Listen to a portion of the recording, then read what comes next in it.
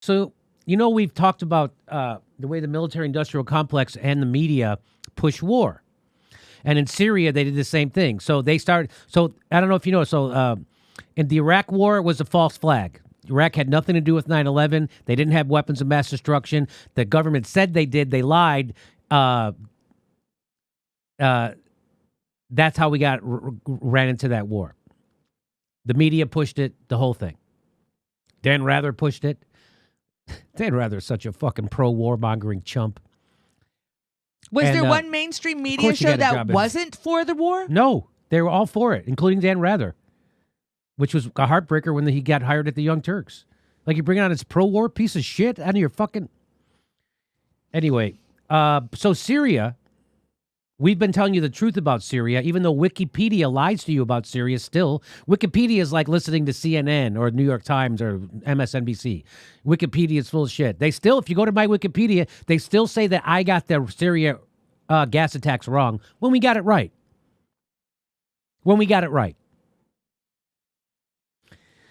Leaked docs, this is new reporting from the Gray Zone. New leaked docs expose a massive Syria propaganda operation waged by the Western government contractors and the media, just like we said. And you remember the MSNBC host who said we were wrong about Syria? And we were right. You remember the people who have the contracts with MSNBC who say we were wrong about Syria?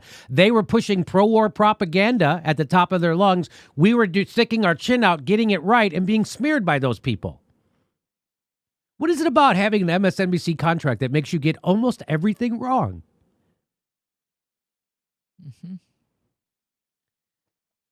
The media the MSNBC is pro-war. If you have a contract with MSNBC, you are also pro-war. Oh, really? You're not? Let me see it. Let's see your coverage of Syria.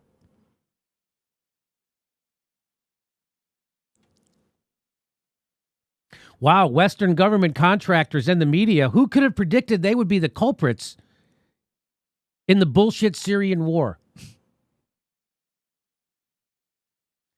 Virtually everything Westerners saw and heard about the Syrian Proxy War was the product of a regime change echo chamber carefully managed by the U.S., UK intelligence assets, and public relations firms. You know, all the entities that belong in the news. Western government-funded intelligence cutouts trained Syrian opposition leaders, so Western government-funded people, Western government intelligence funded people trained terrorists in Syria. They planted stories in their media outlets from the BBC to Al Jazeera and ran a cadre of journalists. A trove of leaked documents exposes the propaganda network. The propaganda network that will probably win some kind of bogus award before 2020 is over. Here it is. Mm-hmm. By the way, here's CNN covering. This is how they covered. This is how you know it was a real gas attack. They sent a reporter there, and to prove it was a real gas attack, she sniffed some of the poison. Except she didn't, because if she did, she would be dead. And if you're a reporter and you think something has poison, well, here, I'll show you. And there's definitely something that stings.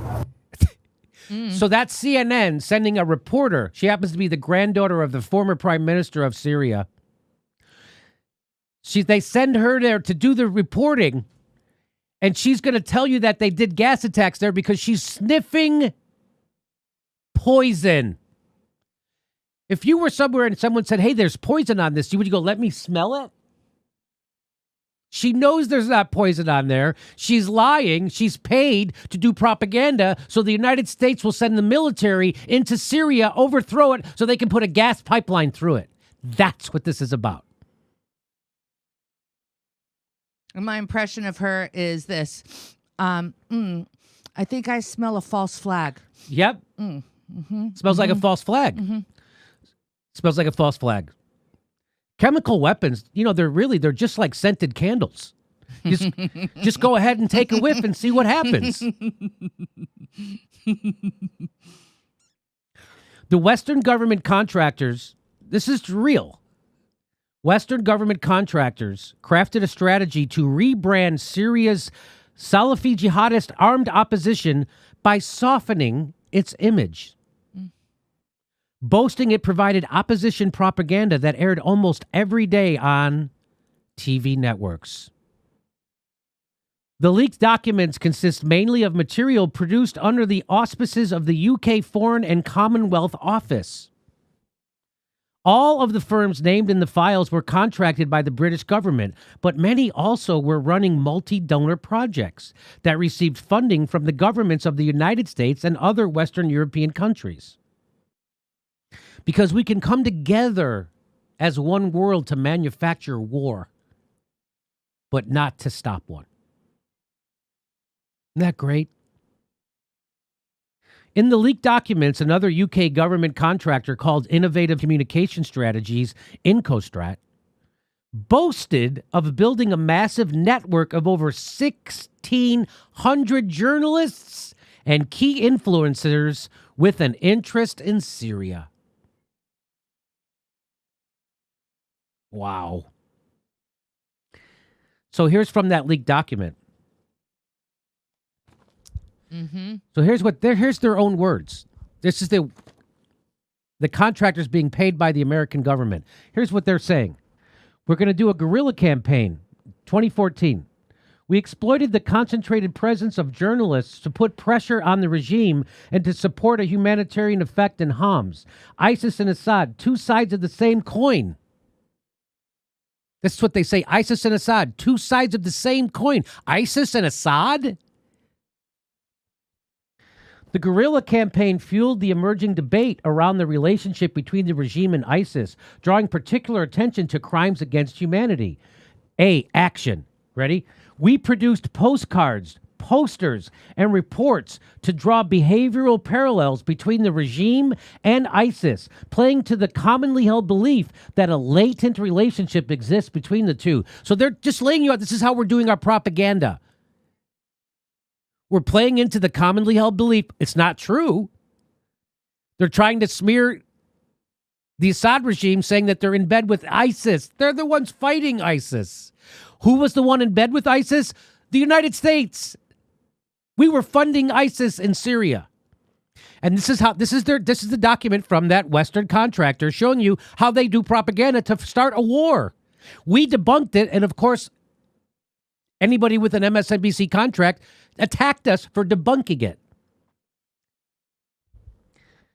We provided a credible Arabic English speaking Syrian spokesperson to engage the media. The effect of these actions? What was the effect of them doing this propaganda? Well, the effect was major news outlets such as Al Jazeera, pro-war Al Jazeera, and the National published our posters. Al Jazeera America and the National published their posters. We conducted interviews with a wide range of prominent newspapers and major international and Syrian news channels, among them The Times, The Guardian, CNN, The New York Times, The Washington Post, BuzzFeed, Al Jazeera, Syria, El Sham, and The Orient. So what they're telling you is, like, we get propaganda in all these news organizations. We push propaganda, they repeated it. This is being funded by the U.S. government to start wars. This is a Western contractor telling you how they run propaganda to start a war for oil. And then when people like me come along and tell you the truth, they smear us. They say, oh, they're running conspiracy theories. You mean the fact that the United States government is paying the media to fucking lie us into a war?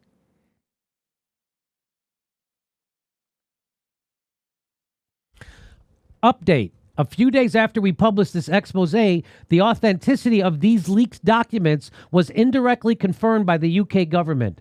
Britain said Foreign Office reports detailing its Syria propaganda ops had allegedly been hacked and posted online.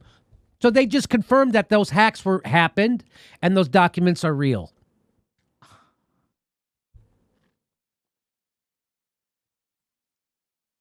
Gee, I wonder why the UK government isn't supporting Julian Assange. Oh, it's because they're actually in bed trying to start wars over lies for natural resources. Your government is not your government. The United States government, the UK government, they're not your governments.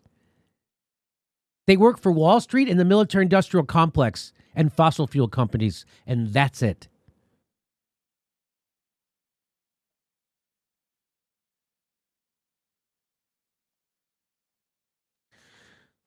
So there you go. All the reporting we did on Syria, proven to be 100% correct.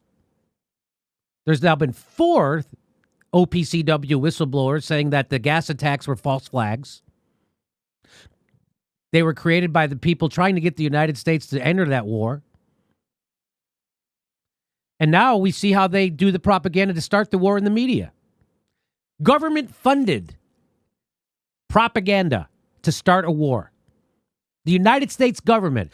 That's not ISIS. That's not crazy Muslims. Sam Harris, he's always afraid of crazy Muslims. Even though it's the United States that is setting the world on fire as we speak.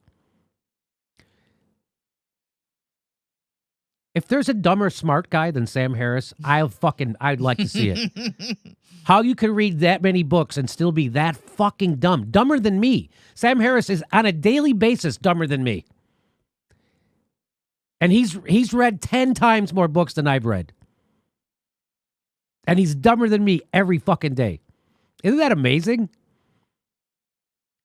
He went on Kyle Kalinski's show, and Kyle Kalinski fucking tore him apart, which is why he won't come on my show. Because could there be anything worse for the self-proclaimed smartest guy in the room to be taken apart by the self-proclaimed dumbest guy in the room? Because I would take him fucking apart.